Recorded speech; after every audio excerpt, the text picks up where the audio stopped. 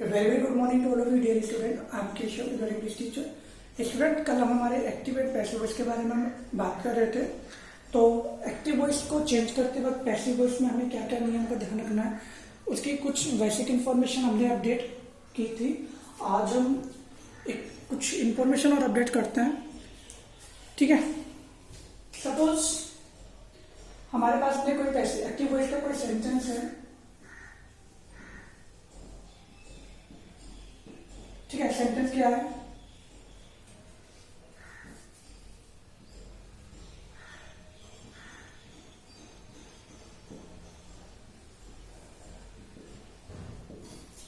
You wrote a letter, ठीक है। अब हमें इसे किसमें चेंज करना है? पैसिव वॉइस में।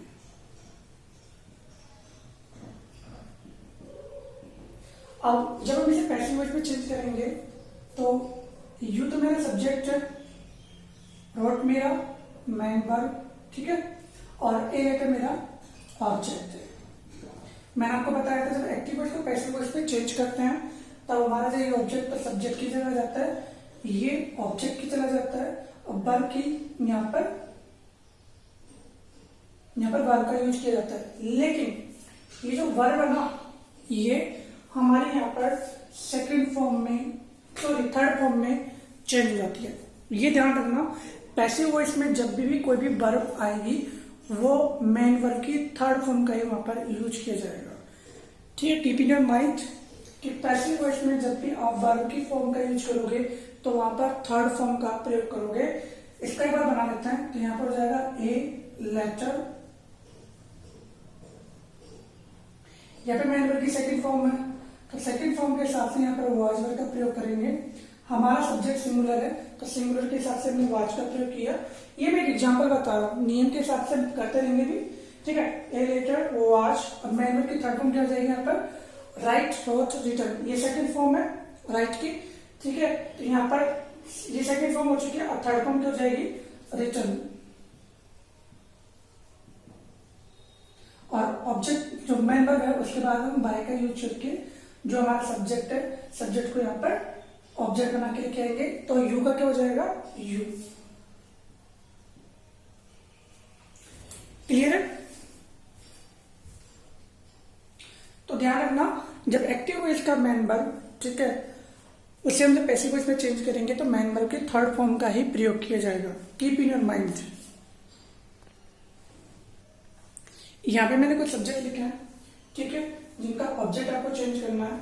क्यों? क्योंकि जब एक्टिव वॉइस का सब्जेक्ट है वो ऑब्जेक्ट में जाएगा तो वो चेंज होगा, और एक्टिव वॉइस का जो ऑब्जेक्ट है वो सब्जेक्ट में आएगा तो उसे भी चेंज होना होगा, ठीक है। जब सब्जेक्ट को ऑब्जेक्ट में चेंज करेंगे तो आई का होगा मी, ठीक है, आई का मी, यू का यू, ही का हिम, शी का हर, नेम जो किसी का भी नाम आ जाए, राम का जैसे भी नाम आ जाए वहां पे सब्जेक्ट राम, तो सब्जेक्ट का सब्जेक्ट, सॉरी नेम का नेम ही रहेगा, वी का अस, दे का देम, ठीक है। क्लियर है?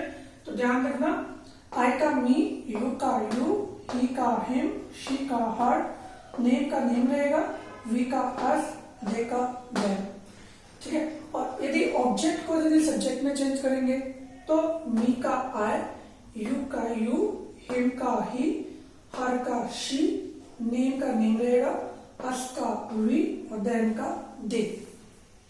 नीचे वाले ये दो जो सब्जेक्ट है why, sorry we and they, जब इनका सब्जेक्ट को हम ऑब्जेक्ट में चेंज करते हैं तब वहां पर बाय अस बाय देम नहीं आता है। एग्जाम्पल लिख लीजिए,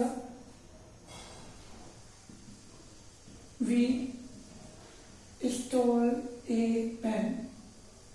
सपोज ये हमारा एक्टिव वॉइस का कोई सेंटेंस है, अब इसे हमें पैसिव वॉइस में चेंज करना है, तो ये मेरा सब्जेक्ट हो गया, ये मेरा वर्ब, ये मेरा ऑब्जेक्ट। अब ये ऑब्जेक्ट किसी जगह चला जाएगा? सब्जेक्ट की जगह, तो यहाँ पर सब्जेक्ट मेरा क्या बन जाएगा? ए पेन। यहाँ पे सेकंड फॉर्म है, और सेकंड फॉर्म में तो सेकंड फॉर्म के साथ यहाँ पे क्या आएगा?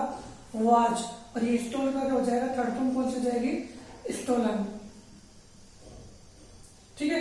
अब यहाँ पर मुझे बाय लगाकर अस लिखने की रिक्वायरमेंट नहीं है, क्योंकि यदि यहाँ पर सब्जेक्ट यदि आपका वी होगा या फिर दे होगा तब हम वाई अस या फिर वाई दम लिखने की रिक्वायरमेंट नहीं है। ऐसे कई रूल्स हैं जहां पर समवन, एनीवन, नो वन ऐसे सब्जेक्ट आ जाते हैं तो वहां पर कोई भी चेंज नहीं होता है। तो आपका सेंटेंस सिर्फ यहां तक रहेगा,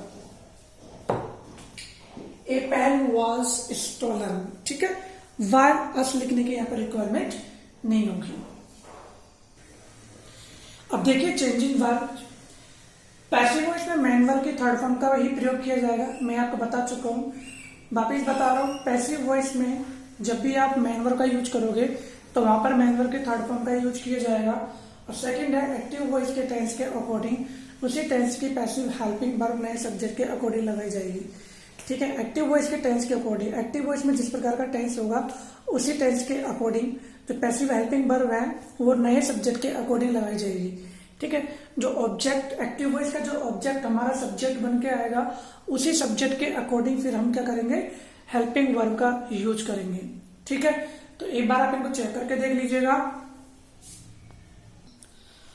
अब हम टेंस को एक बार रिपीट कर लेते हैं, ठीक है। जैसे कि आपको पता है कि टेंस 3 प्रकार के होते हैं, प्रेजेंट, पास्ट एंड फ्यूचर, ठीक है। अब इन्हीं टेंसेज की हमने 4 पार्ट डिवाइड किए थे। प्रेजेंट को 4 पार्ट में डिवाइड किया गया, पास्ट को 4 पार्ट में डिवाइड किया गया एंड फ्यूचर को भी 4 पार्ट में डिवाइड किया गया है। तो 4 पार्ट कौन से हमारे, indefinite, continuous, perfect, perfect continuous, ठीक है। तो ये शायद आपको ध्यान होंगे। तो टेंस भी 4 प्रकार के होते हैं हमारे पास में, सॉरी टेंस 3 प्रकार के, और 3 प्रकार के कितने पार्ट हो गए, 4 पार्ट हो चुके हैं। तो आपको एक बार टेंस को देखना होगा कि कौन से टेंस में कौन सी हेल्पिंग वर्ब का यूज किया जा रहा है और कौन से टेंस में कहां पर हम किस तरीके से कौन से स्ट्रक्चर बनाएंगे। तो एक बार आप देख लीजिएगा, क्योंकि जब तक आप टेंस को नहीं देखोगे एक्टिव वॉइस पैसिव वॉइस बनाना आपके लिए, एक्टिव वॉइस को पैसिव वॉइस में चेंज करना आपके लिए मुश्किल हो जाएगा। क्यों? क्योंकि आपको ये पता होना चाहिए कि एक्टिव वॉइस में जो हेल्पिंग वर्ब आई है या फिर जो मेन वर्ब आया है उसके बेस पर हम पैसिव वॉइस पे कौन सी हेल्पिंग वर्ब का यूज करेंगे। तो एक बार रीड आउट कर लीजिएगा टेंस को रीड आउट करने के बाद में फिर हम कल से हमारा एक्टिव वॉइस और पैसिव वॉइस स्टार्ट करेंगे। क्यों? अभी मैं आपको टेंस रीड आउट करने के लिए इसलिए बोल रहा हूँ क्योंकि यदि मैं आपको टेंस कराऊंगा तो टेंस होने में बहुत ज्यादा टाइम लग जाएगा। तो एक्टिव वॉइस स्टार्ट कर चुके, तो इन दैट केस आपको टेंस के बारे में नॉलेज होना जरूरी है, ठीक है। आज इतना ही करेंगे, बाकी का फिर हम कल से स्टार्ट करेंगे। Thank you, thanks a lot of you, thank you.